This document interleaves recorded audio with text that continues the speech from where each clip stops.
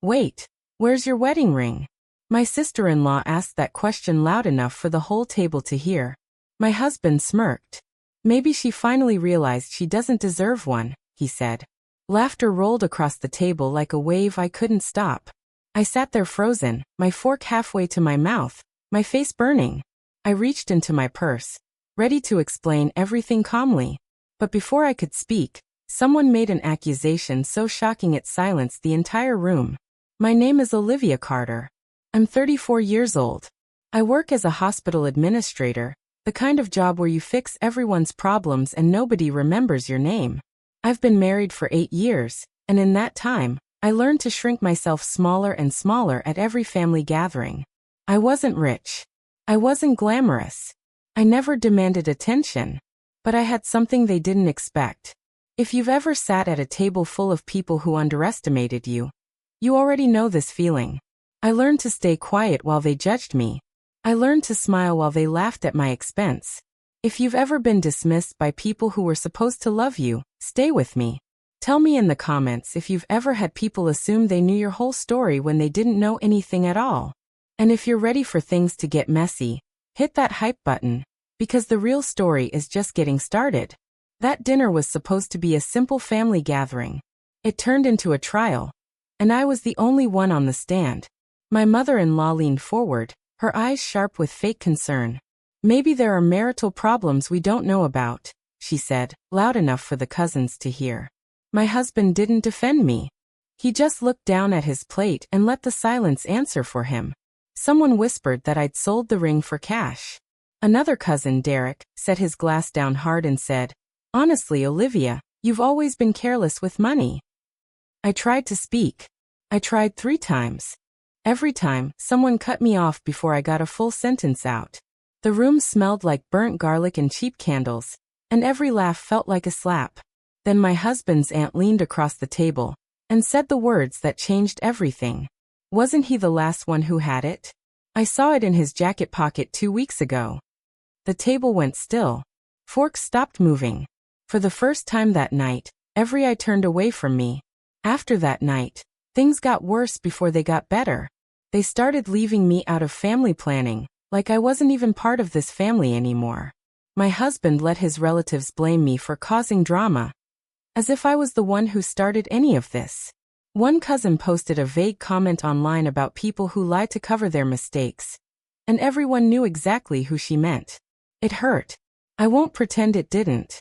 There were nights I cried quietly in the bathroom so no one would hear me, but I refused to give them the reaction they wanted.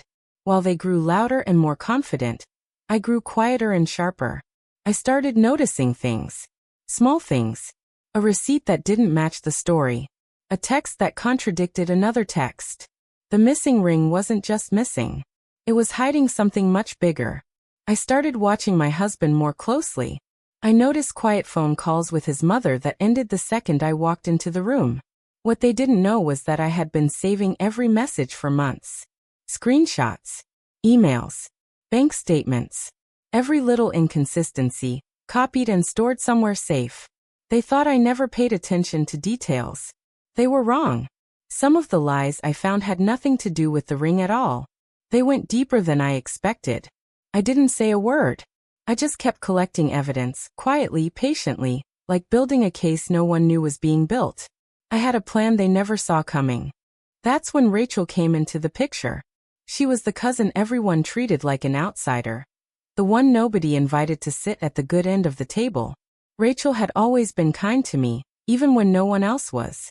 One evening, she pulled me aside and said, "I know something's off. I've known for a while." Together, we compared notes, timelines, and screenshots.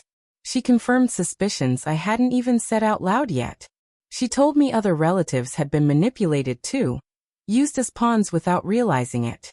Meanwhile, my husband walked around like he'd already won.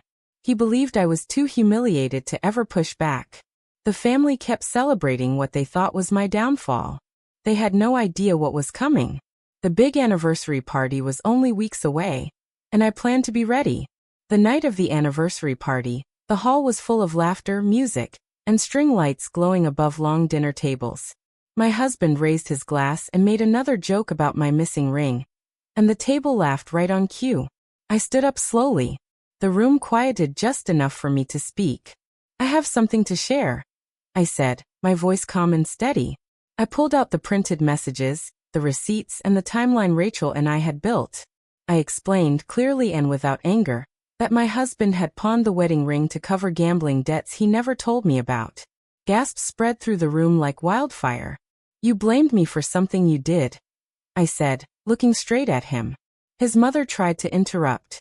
We were protecting the family, she snapped. No, I said. You were protecting a lie. Rachel stood and confirmed the timeline in front of everyone. More evidence followed, exposing months of whispered manipulation and false blame. The family that had mocked me started turning on each other, voices rising, chairs scraping against the floor. My husband stammered out excuses, but every document I held contradicted him. Guests watched the truth unfold in real time, stunned into silence. The people who had laughed at me now sat in the same humiliation they'd thrown at me for weeks. The celebration dissolved into chaos around us. I didn't yell. I didn't cry. I simply finished what I came to say and refused to argue further. I walked out of that hall with my head high and my hands steady. In the weeks that followed, I started rebuilding a life that didn't depend on their approval. A few relatives reached out to apologize once the truth settled in. My husband had to face the consequences of debts and lies he could no longer hide. Rachel stayed close, the one true friend who never doubted me. I realized something important through all of this. Self-respect matters more than the comfort of people who never respected you in the first place. The ring was never what I lost. Their trust was. If you've ever been blamed for something you didn't do, you already know how heavy that pain can feel. Have you ever been humiliated in public while the real truth stayed hidden just out of reach? Share your story in the comments. You are not alone in this. Subscribe if you've ever had to defend your name against people who should have defended you instead. And if this story moved you, click hype to help it reach someone who needs to hear it today. Your story has power, more power than you realize. If you saw a piece of yourself in mine, please subscribe and share your own journey in the comments below. Every hype this video gets helps someone else feel less alone in their own fight. Thank you for being here with me tonight. I can't wait to read your stories below.